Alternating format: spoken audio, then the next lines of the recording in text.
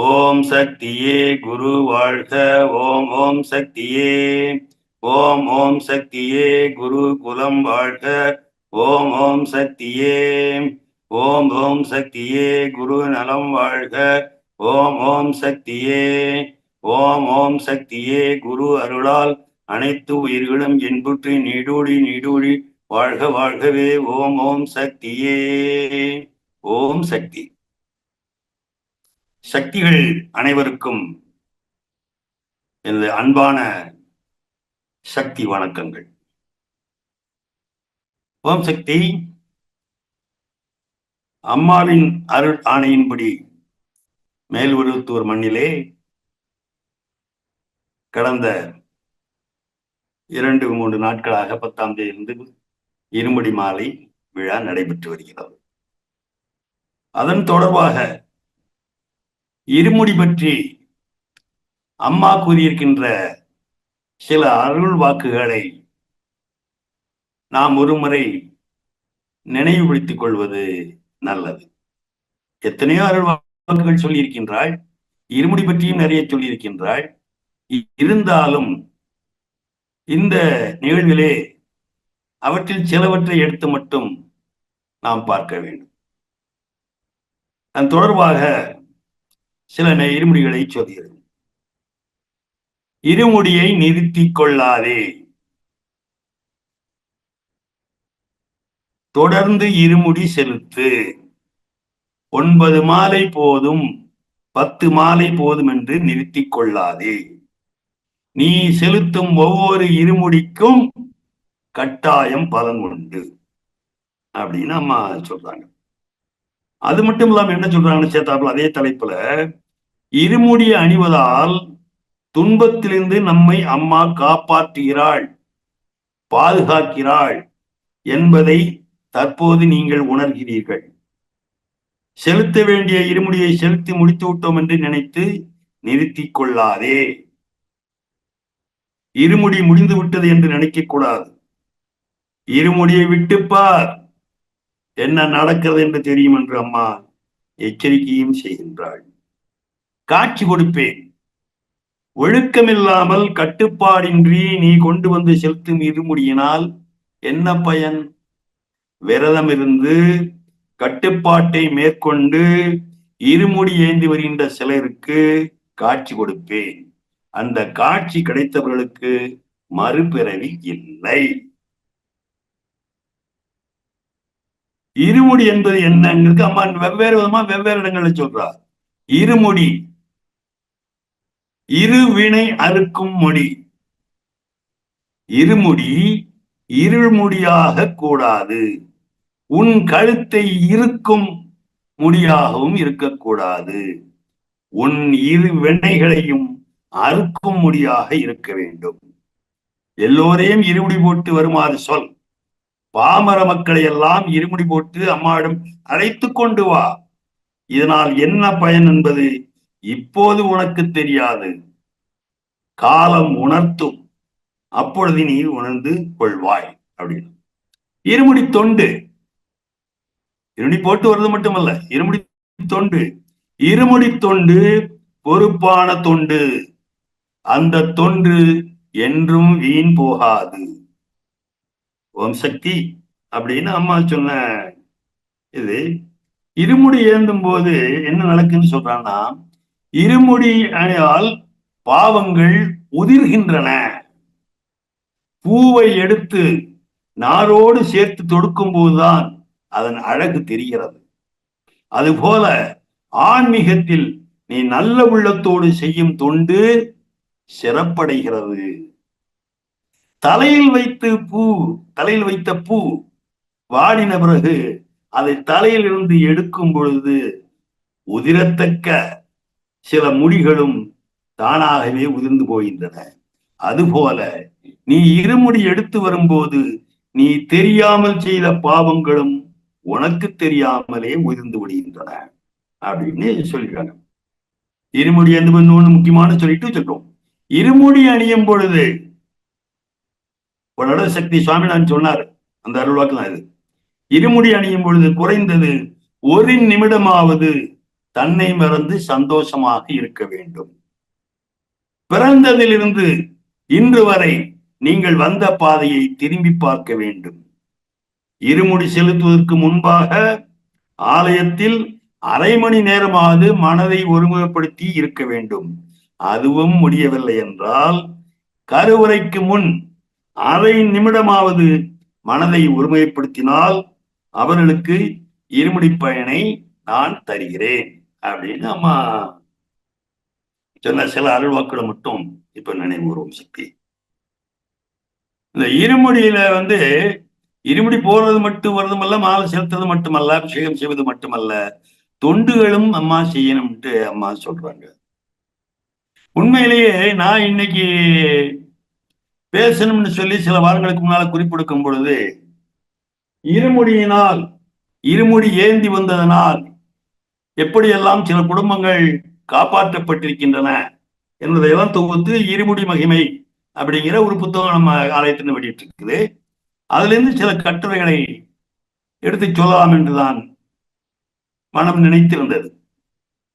ஆனால் இப்பொழுது வேறொன்றை பதிவு பண்ண வேண்டும் என்று ஒரு உந்துதல், மன ஆர்வம் ஏற்பட்டிருக்கிறது. ஒரு தாயின் சாதனை, மருவூர் தாயின் சோதனை, ஆனால் இங்கே பூமியில் வாழ்கின்ற ஒரு தாயின் சாதனை. அம்மா என்ன சொல்லியிருக்கா? சோதனை எல்லாம் சோதனைன்னு நினைக்காதரா, அதெல்லாம் சாதனை அப்படின்னு அம்மா சொன்னாங்கன்னு தேப்பு மீனாட்சி சுந்தரையாவுடைய வரலாறு சொல்லும் போது நம்ம சொன்னோம். இதுக்கு ஒரு பொருள், எல்லா தாய்களுமே யாரும் குறைவில்லை, எல்லா தாய்மார்களுமே உன்னதமானவர்கள் தான். எல்லா தாய்மார்களுமே நல்ல தாய் கெட்ட தாய்ங்கிறதுலாம் கிடையாது, எல்லா தாயும் உன்னதமான தெய்வங்கள். சில பேர் சொல்லுவாங்க, பேச்சில் சொல்லியிருக்காங்க, நான் கேள்விப்பட்டிருக்கேன், கருவறை இருப்பது கோயிலில் மட்டுமல்ல பெண்களிடம்தான். அம்மா அதனாலதான் பெண்களுக்கு அவ்வளவு முக்கியத்துவத்தை கொடுக்கிறார். ஓம் சக்தி. அம்மா எழுதிய மந்திரங்கள், ஐயா புலவர் பெருமான் சுந்தரேச ஐயா எழுதிய மந்திரங்கள் 1008 போற்றி மலர்கள்ல இங்க 2 மந்திரத்தை எடுத்து சொல்ல வேண்டியிருக்குது. ஓம் தாய்மையில் இறைமை காட்டுவை போற்றிவோம். ஓம் தாய்மையில் இறைமை காட்டுவை போற்றிவோம். ஓம் இறைமையில் தாய்மை விளக்குவை போற்றிவோம் அப்படின்ட்டு 2 மந்திரங்கள் இருக்க. இந்த மந்திரங்களுக்கு பொருத்தமான ஒரு திரைப்பட பாடல் ஒன்றை சொல்லலாம் என்று நான் நினைக்கிறேன் ஐயா, உங்களுடைய அனுமதியோடு. அகத்தியர் அப்படின்னு ஒரு சினிமா வந்ததுங்க, ஏபி நாகராஜா எடுத்தது. அதுல ஒரு பாடல், அந்த பாடல் முழுவதுமே இந்த அம்மாவுடைய தத்துவத்தை விளக்குவதா இருக்குது. அதனாலதான் சொல்ல வேண்டியிருக்குது. தாயிற் சிறந்த கோவிலும் இல்லை, தந்தை சொல் மிக்க மந்திரம் இல்லை, 1000 உறவுகளில் பெருமை இல்லை, அன்னை தந்தையே அன்பின் எல்லை. ஓம் சக்தி. அது தாயானவள் எப்படிப்பட்டவள்?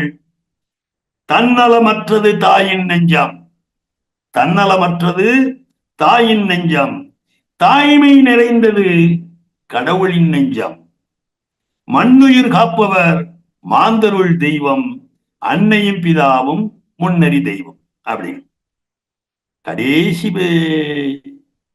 சரணம் இருக்கு பாருங்க, அருமையான சரணம். பொறுமையில் சிறந்த பூமியும் உண்டு. பொறுமைக்கே உதாரணம் சொல்லனா பூமியைத்தான். ஏன்னா தன்னை தோன்றவனை கூட நிக்க வச்சுட்டு இருக்குது. அகழ்வாரை தாங்கும் நலம் போல தம்மை இகழ்வாரை பொறுத்தல் தலை என்பது வள்ளுவனுடைய வாக்கு. பொறுமையில் சிறந்த பூமியும் உண்டு, பூமியை மிஞ்சும் தாய்மணம் உண்டு. பொறுமையில் சிறந்த பூமியும் உண்டு, பூமியை மிஞ்சும் தாய்மணம் உண்டு. கோவிலில் ஒன்று, குடும்பத்தில் ஒன்று, கருணையும் தாயும் கடவுளும் ஒன்று. கருணைனாலே கடவுள் தான், கடவுள்னாலே தாய் தான்.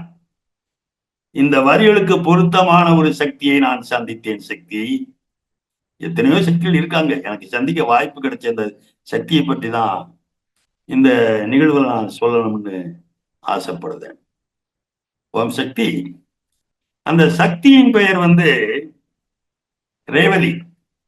இந்த சக்தியின் பெயர் வந்து ரேவதி.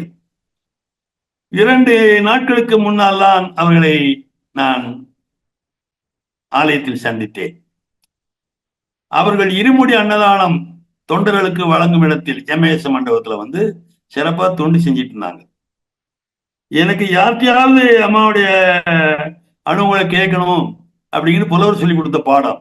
நீ கோயில் போய் மந்திரம் படிக்கிறது அப்புறம் அம்மா கும்பிடுறது அப்புறம் எத்தனையோ பேருக்கு நடந்திருக்குண்டா, எப்படி இல்லாம அவங்க நடந்திருக்கும். ஆனால் அவங்களுக்கு சொல்ல தெரியாம இருப்பாங்க.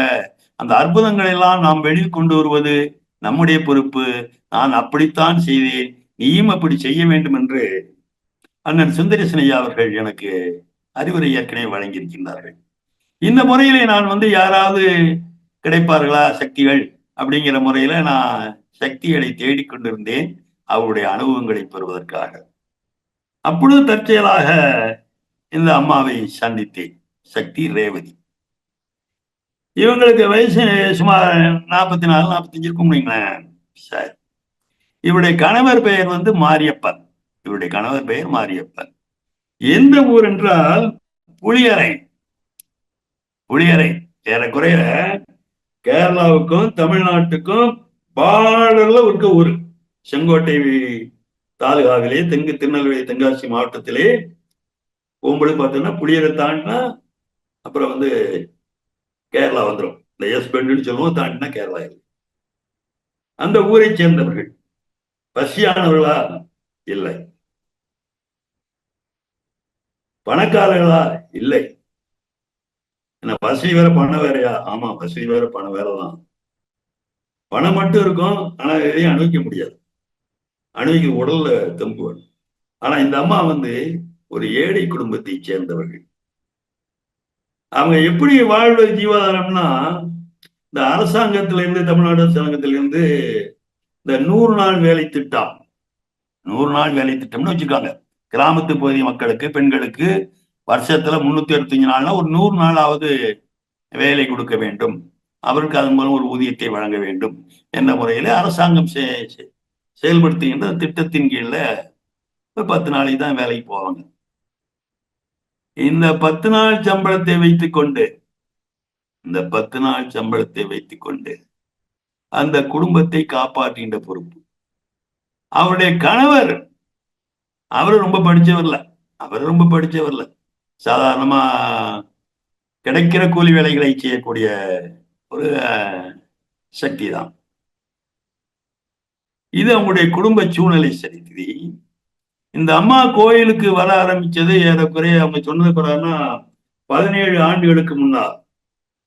இப்ப 2024, 2007ஆம் ஆண்டுன்னு வச்சுக்கோங்களேன். 2007 கூட்டல் 17, 2004 தான் அவங்க அதில் வந்தாங்க. அதுக்கு வர்றதுக்கு முன்னால, ஒரு வருஷத்துக்கு முன்னால் வைங்களேன், இவங்களுக்கு சில உடல் உபாதைகள் ஏற்பட்டு 2 காலுமே ஊன முடியாது. நடக்கிறதுக்கு ரொம்ப சிரமப்பட்டு நடக்கணும். அவங்க குளிக்க வைக்கிறது கூட அவங்க தாயார் தான் அந்த படியில உட்கார வச்சுக்கிட்டு, வீட்டு நடப்படி இருக்கும் பார்த்தீங்களா, அதை குளிக்க வச்சுக்கிட்டு தான் செய்வாங்க. இருந்தாலும் கணவர் ஒருவர், பையன் ஒருவன், எந்த கஷ்டத்தையும் பொறுத்து கொண்டு அந்த அம்மா வந்து வீட்டு வேலை செஞ்சுதான் செய்வாங்க. அப்படிப்பட்ட சூழ்நிலை தான். அப்ப இவங்க அந்த பையன் இருக்கா பார்த்தீங்களா, அவங்களுக்கு 5 குழந்தைகள் பிறந்தன. 4 குழந்தைகள் இறந்தே பிறந்தன. இந்த பையன் 4வது பிறந்தவன். முன்னால் ஒரு 3 பெண் குழந்தையும், பின்னால் ஒரு பெண் குழந்தையும் இறந்தே பிறந்தது. ஆனா சுகப்பிரசவம். இது சொல்லி என்ன பிரச்சனை? இந்த பையனுக்கு வந்து அம்மா என்ன சோதனை வச்சிருக்காங்கன்னா, சக்தி, பார்வை ரொம்ப கம்மி. ஏறக்குறைய நாம் புத்தகத்தை வைத்து பார்க்கிறோம்ல, இவ்வளவு தூரம், கண்ணில் இருந்து 1 அடி தூரம், இவ்வளவுதான் தெரியும். சைடுல யாருன்னு தெரியாது. 1.5 அடி தூரத்துக்கு அப்புறம் தள்ளி முன்னால நான் நிக்கிறது யாருன்னு தெரியாது. அப்படிப்பட்ட ஒரு பையன். அந்த தாயின் மனம் எவ்வளவு வேதனைப்பட்டிருக்கும். தனக்கும் முடியாத சூழ்நிலை, தன்னுடைய கணவருக்கும் சரியான வேலை இல்லை, தன்னுடைய பையனும் இந்த மாதிரி இருக்கிறானேட்டு ரொம்ப மன வருத்தத்துல இருக்காங்க. அப்ப அவங்க ஊரை சேர்ந்த ஒரு அம்மா, அவங்க பேரு சொன்னாங்க, அவங்க பேரு ஜெயாமா. அப்ப அவங்க அம்மா சொல்லிச்சு, சத்தி நீ ஏதோ வைத்தியம் பண்ணி பாக்குற, நாட்டு வைத்தியம் பண்ணி பாக்குற, ஒன்னும் குணமாக மாட்டேங்குது. ஆனா எல்லாத்தையும் குணப்படுத்துகின்ற அம்மா மேல்மருவத்தூரிலே இருக்கின்றாள். நீ அங்க வந்து அக்கினி சட்டி எடு, மாலை கொடுங்குது. அப்புறம் அந்த அம்மாவுக்கு தெரிஞ்சே சொல்லுவீங்களேன், எதை தின்னா பித்தம் தெரியுங்கிற மாதிரி ஆர்வம் வைத்தியம் சொல்லும். அந்த அம்மா வந்து மருவத்தூருக்கு வா, மருவத்தூருக்கு வந்தா போதும், நீ வந்து அக்கினி சட்டி எடு, ஏன்னா அக்கினி நெருப்பு, அதை எடு. அம்மா உன்னை வருத்துகின்ற வறுமை என்னும் நெருப்பையும் நோய் என்ற நெருப்பையும் அம்மா நீக்குவாள் என்று அந்த அம்மா கிட்ட சொல்லியிருக்காங்க. அவங்க அந்த அடுப்பு போறதுக்கு வர்றாங்க. இந்த அம்மா கோயில் வாசல் நிக்கிற இந்த வசதியில் அடுத்த வருஷம் வந்துருந்தோம் சக்தி, நீங்க எல்லாம் எனக்கு ஆசீர்வாதம் பண்ணுங்க அப்படின்னு மட்டும் சொல்லுது. மன்றத்திலிருந்து புறப்படுற அத்தனை சக்திகளும் அந்த ஏழைத்தாய் ரேவதி அம்மாவுக்கு குங்குமிட்டு, நீ குணமாயிருவோமா, அடுத்த தடவை எங்க கூட நீ கண்டிப்பா வருவ அப்படின்னு சொல்லி ஆசி வழங்கியிருக்கிறார்கள். சரி சக்தி அப்படின்ட்டு கொஞ்சம் வலி கொஞ்சம் குறைஞ்சிருக்கு. அப்புறம் கொஞ்ச நாள் கழிச்சு தைப்பூசத்திற்கு இருமுடி காய்ச்சிட்டு வந்திருக்காங்க, தொண்டு காய்ச்சிட்டு வந்திருக்காங்க. இங்க வந்துட்டு அம்மா கையினால மாலை போடணும் அப்படின்னு சொல்லி ஒரு எண்ணம், ஆசை. இந்த அம்மாவுக்கு வயசு கம்மி, ஏற்கனவே சொல்லிட்டோம். அப்போ மன்ற பொறுப்பாளர் நெல்லை மாவட்டம் முள்ளிக்குளம் என்ற ஊரை சேர்ந்த பாஸ்கரன். ஏன்னா அவங்க பேரெல்லாம் சொல்லணும். ஏன் சொல்லணும்னா அவங்க எந்த மாதிரி அவங்க ரூபத்துல அவங்க வடிவுல அவங்க உள்ளத்துல அம்மா பூந்து அந்த அம்மாவுக்கு உதவி செய்ய வச்சாங்க அப்படிங்கிறத நம்ம சொல்றதுக்காக சொல்ல வர்றோம். அப்ப இந்த அம்மா துணிஞ்சது, சரி பஸ் சார்ஜ் கொடுக்க ₹500 வச்சிருக்கோம், ஊர்ல போய் கடை வாங்கி நம்ம கொடுத்துடுவோம். இப்போ இந்த அப்ப அவங்க என்ன பிளான் போட்டாங்கன்னா, ஒரு 4 பேரை சேர்ந்துக்கிறது. 1000 ஏழை மக்கள் 4 பேரும் சேர்ந்து ஆளுக்கு ₹250 குருகாணிக்க வச்சு மொத்தம் ₹1010 கிடைக்க வைக்குமே, அதை வச்சு 4 பேர் குரூப்பா போறாங்க. அப்ப இது கணக்கு பண்ணுது. என்ன கணக்கு பண்ணுது, சரி நம்மகிட்ட ₹500 என்னமோ இருக்குது, இத வந்து நம்ம வந்து பையனுக்கும் நமக்கும் மாலை போடுறதுக்கு காய்ச்சிட்டு ₹500 கொடுத்துருவோம், பஸ்ஸுக்கு பொறுப்பாளர்கிட்ட சொல்லி ஐயா ஊர்ல வந்து தர்றையான்னு சொல்லிட்டு நம்ம எப்படியாவது செஞ்சிருவோம் சொல்லி நம்பிக்கையோட இது வெயிட் பண்ணிட்டு இருக்குது. அப்போ மண்ட பொறுப்பாளர் இளங்கொஞ்சன் இல்லையா, அவர் கூப்பிடுறாரு, வாமா வாமாங்கிறாரு. இந்த அம்மாவும் போயிடுது. சரி நம்ம ₹500 கூட்டு போறாங்கன்னு போயிடுது. உள்ள போனோம்னா அப்ப வந்து அருள் கூடத்துக்குள்ள பாத பூஜை ஓம் சக்தி, அந்த அம்மா சொன்னது போறாரு. அருள் கூடத்துல குரு அம்மா உட்காந்துருக்காங்க. இவங்க 4 பேர் போறாங்க, ஒவ்வொருத்தரா போய் பாத பூஜை. இது நம்ம கடைசியா நிக்குது, 4 பேர் போனது கடைசியா நிக்குது. அப்ப தன் பையனையும், எத்தனை வயசு, 4 வயசு, 4 வயசு பையன், அம்மா பாதத்துல மடி ஓட வச்சுட்டு இது அம்மா மண்டி போட்டு அம்மா பாதத்தை தொட்டு வணங்கிட்டு பையன் சொல்லுது. பையன் பேர் மணிகண்டன். மணிகண்டா, அம்மா உட்காந்துருக்காங்க, குரு அம்மா உட்காந்துருக்காங்க, அங்க பாதத்தை தொட்டு கும்பிட்டுக்கப்பா அப்படின்னு சொல்றாங்க. அந்த அம்மா சொல்லும் போது எனக்கு ரொம்ப மனசு கஷ்டமாயிடுச்சு. அந்த பையன் அம்மாவுடைய பாதங்களை தேடுகின்றான், தடவி தடவி தேடலாம்.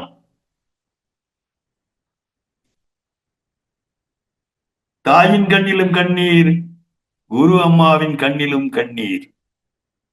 படைத்தவள் அவள்தானே, ஏன் அப்படி படைத்தோம் என்பதும் தெரியும்.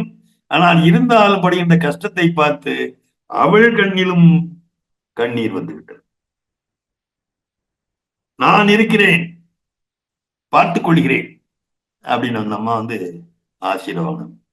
அப்ப மாலையை போட்டு விடுமான்னு சொல்லி மாலைய கையில கொடுக்காங்க. அம்மா குருமா வாங்கிட்டா.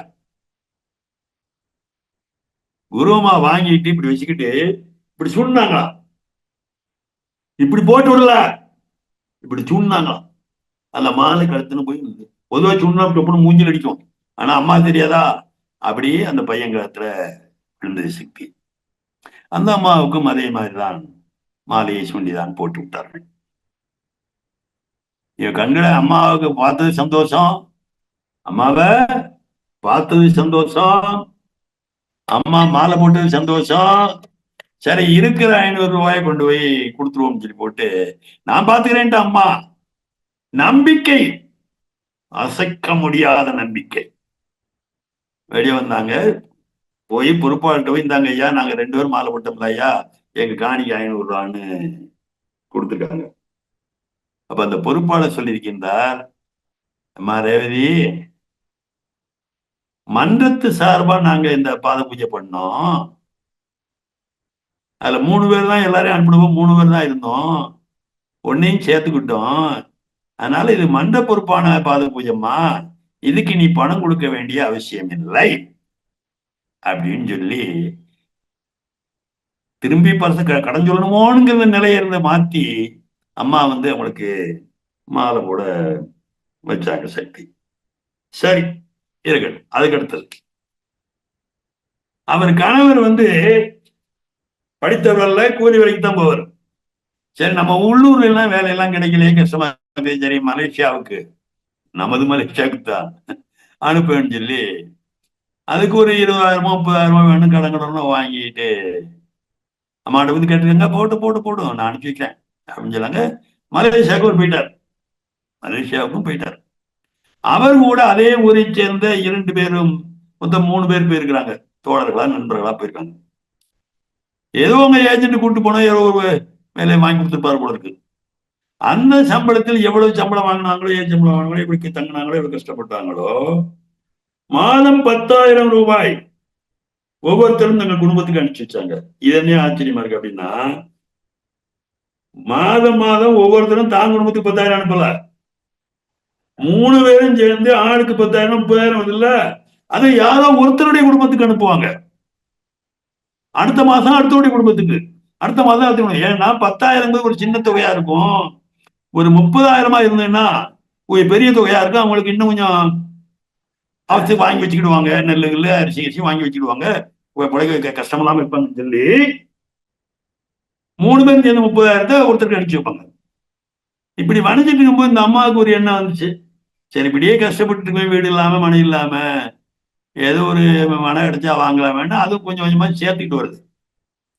அப்ப அந்த ஊர்ல வந்து இருக்க பொறுப்பாளர்கள் சொல்றாங்க, ஏமா இடம் வாங்க போறோம், எதுக்கு, மன்றத்திற்கு, மன்றத்திற்கு இடம் வாங்க போகின்றோம், அதுக்கு நம்ம இருமுடி போட்ட சக்திகள், அம்மா மேல பற்றுள்ள சக்திகள், மனம் உள்ள சக்திகள் எல்லாத்தையும் கலெக்ட் பண்ணி தான் நம்ம இடம் வாங்குறோம்.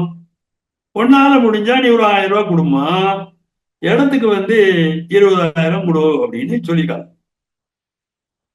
இது சிறுக சேமித்த பணத்தில் மன்றத்திற்கு இடம் வாங்குவதற்கு 1000 ரூபாயும் அவருடைய காணிக்கையாக, இந்த அம்மாவுக்கு ஒரு சின்ன இடம் கிடைச்சா போன, ஒரு செண்டை கிடைச்சா போன, அதுக்கு ஒரு 20,000 சேர்த்து கொடுத்துட்டாங்க. இந்த மாதிரி மனத்துக்கு படம் கொடுத்தது வந்து கணவருக்கு தெரியாது.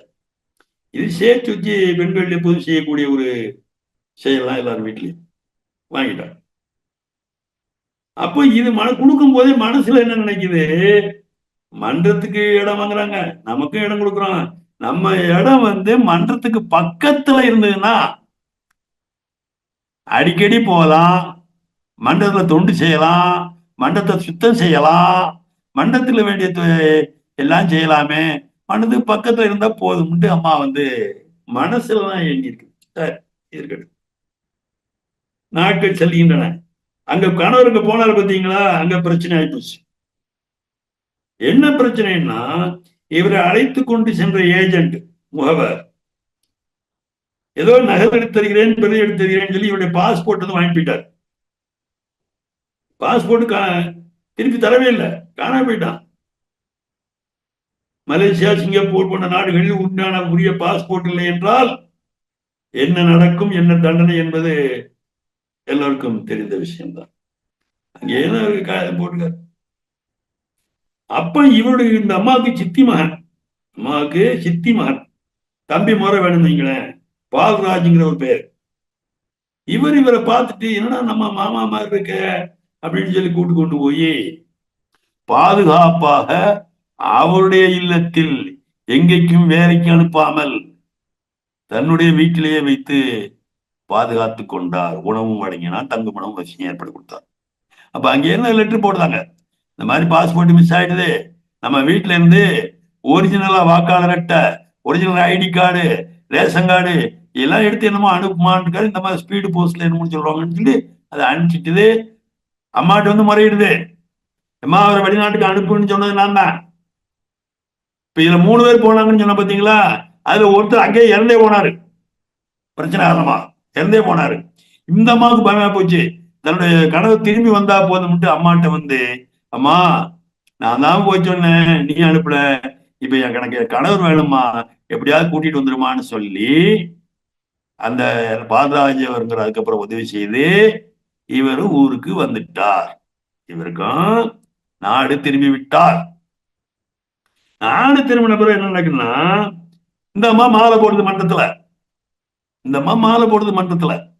அப்ப கணவரையும் கூப்பிட்டு நீங்களும் வாங்க மாலை போட்டு வரலாம், அம்மாவை இப்ப தரிசனம் பண்ணிட்டு வரலான்னு சொன்னா, அதெல்லாம் கிடையாது, நான்லாம் வர மாட்டேன். ஏங்க உங்களுக்கு இங்க எது கஷ்டப்பட்டு கூட்டிட்டு வந்ததே அம்மா தான், அதனால நீங்க வந்து சேர்றீங்க அப்படின்னு சொன்னாலும் அவர் ஏத்துக்கல. எனக்கு பால்ராஜ்ல உதவி பண்ணா, உங்க சாமியா உதவி பண்ணிச்சு அப்படின்னு ஒரு மறுத்து பேசியிருக்காரு. இல்லைங்க நாங்க சொல்லி அம்மாட்ட கேட்டு அம்மா மூலமா தான் பால்ராஜ் உங்களுக்கு உதவி செய்ய முடியும், இல்லாட்ட பால்ராஜ் உங்களை பார்த்தே இருக்க மாட்டாரு அப்படின்னு எவ்வளவு சொல்லுது. சொல்லுங்க அவர் சொன்னாரு, பாரு இப்ப எனக்கு வசதி இல்லை, கொஞ்சம் சாமி காப்பாச்சா காப்பாச்சல, நமக்கு மனம் வாங்கி வீடு கட்ட ஆரம்பிக்கும் போது நான் மருத்துவர் சாமி கும்பிட வர்றேன், நம்ம முதல்ல மனம் வாங்குவோம் அப்படின்னு சொல்றாரு. ஏன்னா மனவுக்கு பணம் கொடுத்துருக்குன்னு தெரியாது. கரெக்டா இருமுடி போட்டு, சரி உங்க பிரியம், அம்மா உங்களை வரவழைப்பாள், என் தாய் உங்களை வரவழைப்பான்னு சொல்லிட்டு இருமுடி கட்டுறாங்க. இப்போது மாதிரி அப்ப செல்போன் கிடையாது. அப்ப அங்க ஒரு அழைப்பு வருது, அத யாருக்கும் ஒரு அழைப்பு வந்து பொறுப்பாளரை வந்து சொல்றாரு, எம்மா ரேவதி நாளைக்கு அளக்க வர்றாங்க, இந்த உனக்கு கொடுத்த இடத்துக்கு அந்த இடத்த வந்து நீ வந்து பார்த்துட்டு இடத்த காட்டிட்டு உன்னுடைய ஒரிஜினல் ரெக்கார்டு உனக்கு கொடுத்துருப்பாங்கல்ல அதெல்லாம் கொடுத்துருமா அப்படின்னு சொன்ன உடனே இருமுடியை மன்றத்தில் வைத்து விட்டு இந்த அம்மா வந்து கேட்டு ஏற்பாடு பண்ணி அந்த நிலம் பண்ண. அப்பதான் தெரிஞ்சுக்கிட்டாரு கணவர், பாத்தீங்களா அம்மா வந்து பணம் வாங்கி வீடு கட்டுவோம் சொன்னீங்களா, மனையே வந்தாச்சு, நான் ஏதோ இந்த மாதிரி கொஞ்சம் சேர்த்து வச்சேன் அப்படின்னு சொல்லுவாரு. அவரும் ஆச்சரியப்பட்டு போனார். அப்ப அந்த பொறுப்பாளர் என்ன சொல்றாருன்னா, அரசாங்க அலுவலர், அம்மா இந்த வருஷம் ஸ்கீம்ல வேண்டாம், இந்த வருஷம் ஸ்கீம்ல வேண்டாம், உனக்கு இந்த வருஷம் கட்ட வீடு கெடுத்தோங்கன்னா 75,000 தான், ஆனா அடுத்த ஆண்டு முதல் ஒரு வீட்டிற்கு 1,80,000 ரூபாய் தருவதாக அரசாங்கம் திட்டம் முடிக்கிறது. அதான் அந்த ஸ்கீம்ல சேர்ந்து நீ அதுல சேர்த்து விட்டுருவோம், நீ 1,80,000 வாங்கி வீடு கட்டுமா அப்படின்னு சொன்ன பிறகுதான் கணவருக்கு உரைத்தது. கணவரும் வந்து சேர்ந்தார். கொஞ்ச நாள் கழிச்சு வீடு கட்ட ஆரம்பிச்சிட்டாங்க இவங்க இடத்துல. இப்ப இவங்க இடத்துக்கு வலது பக்கமும் இடது பக்கமும் இருக்குங்க இல்லையா, அந்த மனை யாருன்னு உங்களுக்கு தெரியாது, ஆனா அது காலியா இருந்தது. இப்ப வீடு கட்ட ஆரம்பிக்கும் பொழுது தேவையான மணல் இதெல்லாம் கொண்டு வந்து கொட்டுவாங்க இல்லையா, அது கொஞ்சம் ரோட்ல இருந்தால் கொஞ்சம் இடைஞ்சலா இருக்குன்னு சொல்லி பக்கத்து மனை காலியாக தானே இருக்குது அப்படின்னு சொல்லிட்டு பக்கத்தில் உள்ள மனையில் கொட்டிட்டு வேலை ஆரம்பிச்சிருக்காங்க. 2 நாளில் வந்து மன்ற பொறுப்பாளர் ஒருத்தர் கொஞ்சம் புதுசாக பொறுப்பேற்று போல இருக்குது, அவர் வந்து இந்த அம்மாட்ட கேட்குறாரு, என்னம்மா நீ பாட்டுக்கு மன்றத்துக்கான இடத்துல வந்து நீ மண்ணு கல்லெல்லாம் கொட்டியிருக்கிய, இதெல்லாம் செய்யக்கூடாத, அப்படி சேர்ந்தாலும் மன்றத்தில் சொல்லிட்டு நீ செய்யணும் அப்படின்னு சொல்லியிருக்காரு. அப்பதான் அந்த அம்மாவுக்கு தெரிய வந்தது, நம்ம வீட்டு மனைக்கு அடுத்த மனை, அடுத்த இடம் அம்மா மன்றத்துக்கு உண்டான இடம் அப்படின்னு அவங்களுக்கு தெரிஞ்சது. ஓம் சக்தி சரி சக்தி அப்படின்னு அவங்ககிட்ட ஒத்துக்கிட்டு அந்த மண்ணெல்லாம் எடுத்து இந்த பக்கத்தில் இருக்க மனையில போட்டு காட்டிட்டு வீடு கட்டிட்டாங்க. இப்பொழுது மன்றமும் கட்டப்பட்டு விட்டது, வீடும் கட்டப்பட்டு விட்டது. இந்த மன்றம் கட்ட வீடு கட்ட ஆகும்னாலே மண்டத்துக்கு இடத்துக்கு பின்னால மண்டத்து மனைக்குள்ளேயே ஒரு வேப்ப மரம், வேம்பு, யாரும் செடி கொண்டு வைக்கல, தானாகவே விதை முளைத்து தானாகவே அந்த பறவை போட்டு முளைச்சு அது செடியாகி அது இப்பொழுது மரமாக இருக்கிறது. மன்றமும் கட்டப்பட்டு விட்டது. இந்த அம்மா ஆரம்பத்தில் என்ன நினைச்சது, அம்மா இடம் வாங்க போறோம், உனக்கும் இடம் வாங்கன்னு சொல்றாங்க, உன் மனைக்கு பக்கத்தில் உன் மன்றத்துக்கு பக்கத்தில் இடம் இருந்ததுன்னா ரொம்ப நல்லா இருக்குமே, உனக்கு தொண்டு செய்ய முடியுமேன்னு இந்த அம்மா ஆரம்பத்தில் நினைச்சுட்டு முதல்ல சொன்னோம் இல்லையா, அம்மா அந்த எண்ணத்தையும் நிறைவேற்றி கொடுத்தாள். இவ்வளவு மன்றத்துக்கு பக்கத்திலேயே வீடு, இவங்களுக்கு அப்படின்னா வீடு, அப்படின்னா மன்றம். அந்த மாதிரி மன்றமும் கட்டப்பட்டு மன்றத்தையும் இந்த தாயின் வீட்டுக்கு பக்கத்திலேயே நம்ம பங்காரு தாய் தனது மன்றத்தையும் அமைத்து கொண்டாள். அந்த அம்மா அங்கேயும் போய் தொண்டு செஞ்சிட்டு இருக்காங்க. இந்த மாதிரி வந்து சேர்ந்தது மட்டுமல்லாம என்ன சத்தி, இங்க சென்ற வருடம் ஆமா சென்ற வருடம் சொல்லுங்க நினைக்கிறேன், இருமுடி தொண்டு கண்டிப்பா தொடர்ந்து வந்துட்டு இருக்கோம். இருமுடி தொண்டுக்கு தொடர்ந்து வந்துட்டு இருக்குது. இருமுடி காலம் முழுமையும் தொண்டு செய்து, இருமுடி காலம் முழுமையும் தொண்டு செய்து, கால்வலி போய் நெஞ்சு வலி, இருமுடிக்கு வந்த இடத்துல நெஞ்சு வலி சக்தி, இருமுடிக்கு வந்த இடத்துல நெஞ்சு வலி. என்ன செஞ்சாங்க, அம்மா விடுவாளா, அம்மாவுடைய பெரிய புதல்வி சக்தி, மதிப்பிற்குரிய பெரியம்மா மூலமாக, தேவியம்மா மூலமாக நம்ம ஹாஸ்பிட்டலே சேர்த்து அந்த ஆபரேஷனை நல்ல முறையில எல்லா வசதியும் பண்ணி, இவங்க ஏதோ காப்பீடு திட்டம் வச்சிருப்பாங்க, காப்பீடு திட்டத்தை காணுமா, எல்லா செலவுமே அவங்களே பார்த்துட்டு அந்த ஆபரேஷன் சக்சஸா முடிஞ்சு இப்ப தொடர்ந்து மருந்து சாப்பிட்டு இருக்காங்க ஓம் சக்தி. இந்த நிலை மட்டுமல்லாமல் பையனை கதை சொல்லணும்ல, பையன் கதை நல்லா இருக்கும். பையன் ஏற்கனவே பார்வை கொஞ்சம் குறைவுன்னு நம்ம ஏற்கனவே சொல்லியிருந்தோம். இந்த அம்மா வந்து ஒரு மெட்ரிக் ஸ்கூல்ல இங்கிலீஷ் மீடியத்துல படிக்க வச்சிருக்கு. ஏதோ 3 வருஷம் போயிருக்கா, 3 வருஷம் பணம் கட்டிட்டு.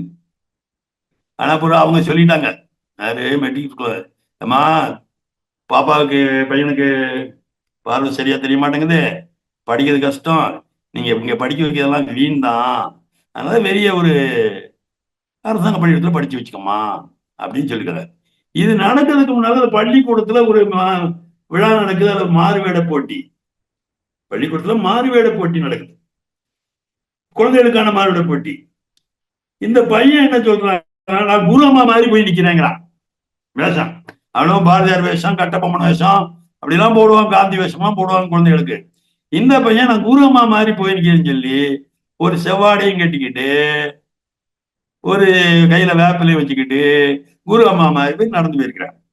அப்ப குரு அம்மா இந்த மாதிரி பேசணும் இல்ல, சொல்லணும் இல்ல, அதுக்கு இந்த அம்மா சொல்லியிருக்கு. என்ன சொல்லிக்கன்னா,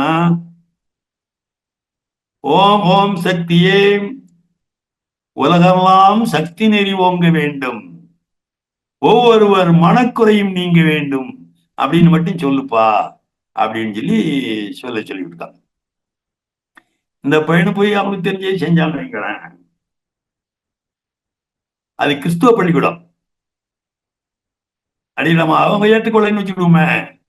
எல்லா பிள்ளைகளுக்கும் பரிசு கொடுத்தாங்க, இவங்களுக்கு பரிசு கொடுக்கல. இந்த பையனுக்கு ஒரு ஆறுதல் பரிசா கூட ஒரு சின்ன புத்தகத்தை கொடுத்துக்கலாம், அவங்க கொடுக்கல. இந்த பையனுக்கு எல்லாருக்கும் கிடைச்சதே எனக்கு கிடைக்கலைன்னு ஏக்கம். அதுக்கு அடுத்த வருஷம் இந்த பள்ளியோட வேற பள்ளி சேர்த்துட்டு அம்மாவுடைய அவதார திருநாளை ஒட்டி மேல்மருவத்தூர் வருகிறார்கள். மேல்மருவத்தூர் வரும் பொழுது அம்மா அவதார திருநாளின் போது, இருமுடியின் போது சிறப்பாக தொண்டு செய்த மாவட்டங்கள் தொண்டர்கள் அவற்றை தேர்ந்தெடுத்து அவர்களுக்கு அம்மா கையினால நினைவு பரிசு கொடுத்து சாலும் போட்டு விடுவாங்க, சாலையும் போத்தி விடுவாங்க. அது எல்லா நண்பருக்கும் தெரியும். அப்ப அந்த தடவை திருநெல்வேலி மாவட்டம் சிறப்பாக தொண்டு செய்தது என்று சொல்லி தேர்ந்தெடுத்து திருநெல்வேலி மாவட்ட பொறுப்பாளராக இருந்த திருமதி சாந்தா ராமச்சந்திரன் அவர்களை அழைத்து அம்மா வந்து பொன்னாடை போத்தி மெமெண்டோ அம்மாவுடைய படம் போட்டு நினைவு சின்னங்களே அதுவும் வழங்கியிருக்காங்க.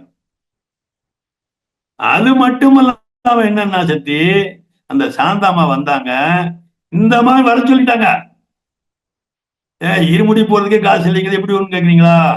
என்ன சொல்லிட்டாங்கன்னா, அங்க இருக்கிற ஊர் மன்றத்துல அங்கே சாந்தான்னு ரேவதின்னு பொண்ணு இருக்கும், அது பையனையும் உங்க செலவுலயே கூட்டிட்டு வாங்க, நம்மகிட்ட பணம் கேட்காதீங்க அப்படின்னு சொல்லி சாந்தாமா சொல்லி அந்த மண்டத்துக்காரங்களை கூட்டிட்டு போறாங்க. ஓம் சக்தி. அப்ப மேடையில் வாங்கிய அந்த விருதினையும் நினைவு பரிசையும் சால்வையும் அந்த சாந்தாமா வந்து இந்த பொண்ணு பக்கத்துல வந்து, இந்தா பள்ளிக்கூடத்துல உங்களுக்கு பரிசால் இல்ல, இந்த அம்மா கையினால தந்த பரிசு உனக்கு தான் அப்படின்னு சொல்லி அந்த குழந்தையிடம் அந்த சால்வையை போத்தி மகிழ்ச்சி அடைய வைத்திருக்கிறார். அம்மா எங்கிருந்து எப்படி செய்யறா பாத்தீங்களா? அதுக்கப்புறம் பாத்தீங்கன்னா அந்த பையன் வந்து வேற பள்ளிக்கூடத்துல படிக்கிறான். அது மட்டும் இல்லாமல் சக்தி, இவங்க அடுத்த தடவை வர சொல்லி திருநெல் மாவட்டத்தில் சிறந்த பொறுப்பாளர் சிறந்த தொண்டன் தேர்ந்தெடுத்து இவங்களுக்கு ஒரு பரிசு அம்மா கையினால வாங்கி கொடுக்குறாங்க. ஒரு பரிசு வாங்கி கொடுக்குறாங்க. அப்ப இந்த அம்மா ஒன்றுதான் தேர்ந்தெடுத்திருக்கேன் அப்படிங்கும் போது இந்த அம்மா சொல்லி அப்படியா சந்தோஷமா ரொம்ப தேங்க்ஸ்மா அப்படின்னு சொல்லணும். இந்த அம்மா சொன்ன வார்த்தைகள் என்ன தெரியுமா? அம்மா, என்னை விட சிறப்பாக தொண்டு செய்கிறவர்கள் எத்தனையோ பேர் இருக்க, என்னையே அம்மா தேர்ந்தெடுத்தீர்கள் என்று அந்த அம்மா கேட்டிருக்காங்க. இப்படி சொல்றேன் இல்ல, இந்த கோணத்துக்கு தான் உன்னை தேர்ந்தெடுத்தோம் அப்படின்னு சொல்லி அவங்கள தேர்ந்தெடுத்து கொடுத்துருக்காங்க சக்தி.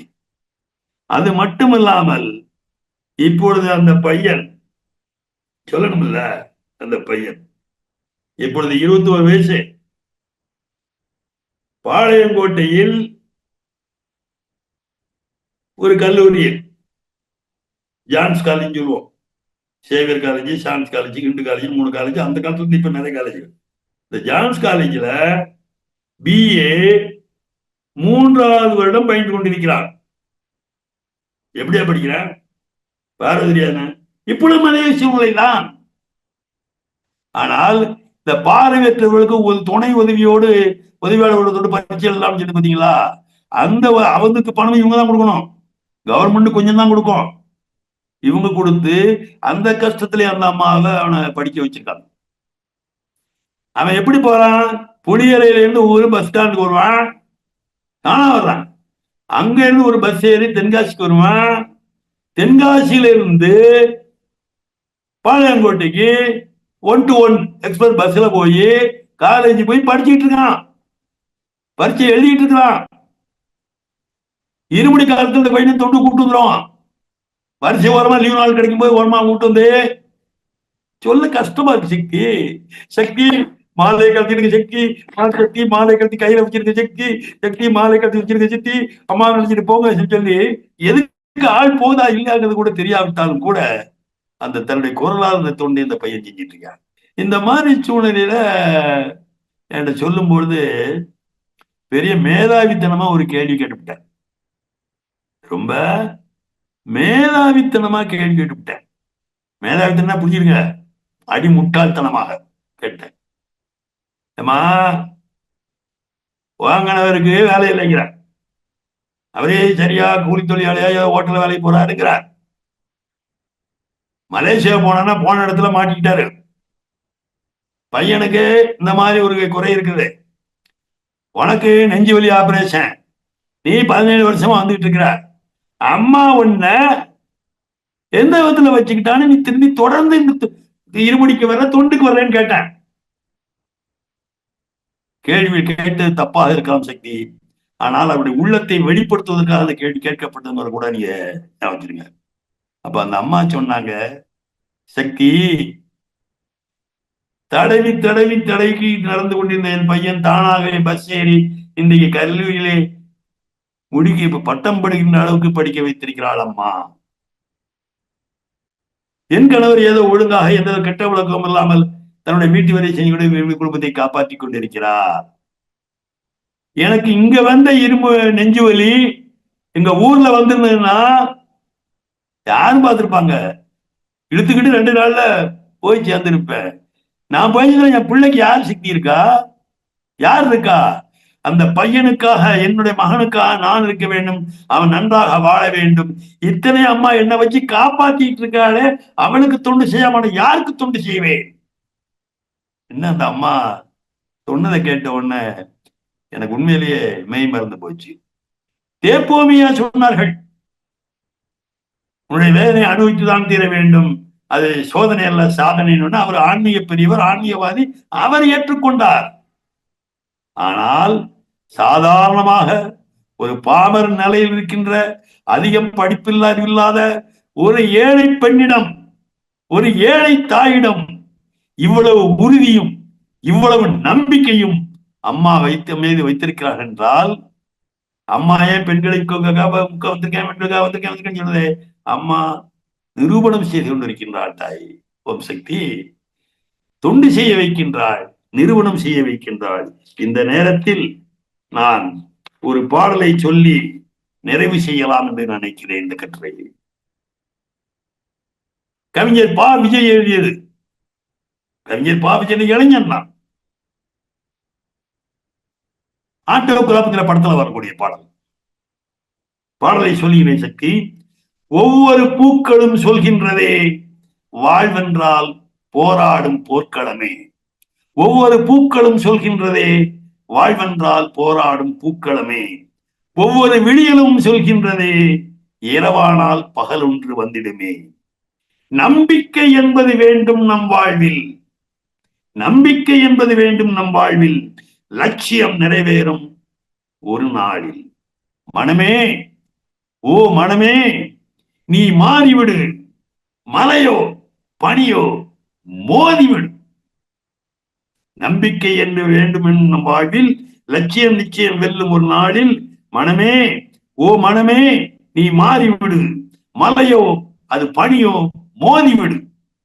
உள்ளம் என்றும் உடைந்து போகக்கூடாது. என்ன இந்த வாழ்க்கை என்று எண்ணம் தோன்றக்கூடாது. எந்த மனிதன் நெஞ்சுக்குள் காயமில்லை சொல்லுங்கள்? காலப்போக்கில் காயமெல்லாம் மறைந்து போகும் மாயங்கள். ஒளி தாங்கும் கற்கள் தானே மண் மீது சிலையாகும். ஒளி தாங்கும் கற்கள் தானே மண் மீது சிலையாகும். வலி தாங்கும் உள்ளம்தானே என்றும் சுகம் காணும். வலி தாங்கும் உள்ளம்தானே நிலையான சுகம் காணும். யாருக்கு இல்லை போராட்டம்? கண்ணில் என்ன நீரோட்டம்? ஒரு கனவு கண்டார், அதை தினம் முயன்றால் ஒரு நாளில் நிஜமாகும். ஓம் சக்தி. அம்மா மீது நம்பிக்கை கொண்டு அசையாமல், மனம் மாறாமல், என்ன கஷ்டம் வந்தாலும் அவர் கொடுப்பாள, காப்பாற்றுவாள் நம்பிக்கையோடு நாம் தொண்டுகளை செய்வோம், தொடர்ந்து செய்வோம், விடாமல் செய்வோம். அன்னையின் அருள் வருவோம். ஓம் சக்தி. நேரம் இருந்தால் வேற ஒரு நிகழ்ச்சி சொல்கிறேன். எல்லாம் அடுத்த வாரம் தொடர்ந்து சக்தி. ஓம் சக்தி பராசக்தி. எனவே இந்த ஒரு தாயின் சாதனை, அன்னையின் சாதனை நாம் அறிந்து வரும். இது வேதனை கதை அல்ல, சாதனை வரலாறு. ஓம் சக்தி பராசக்தி.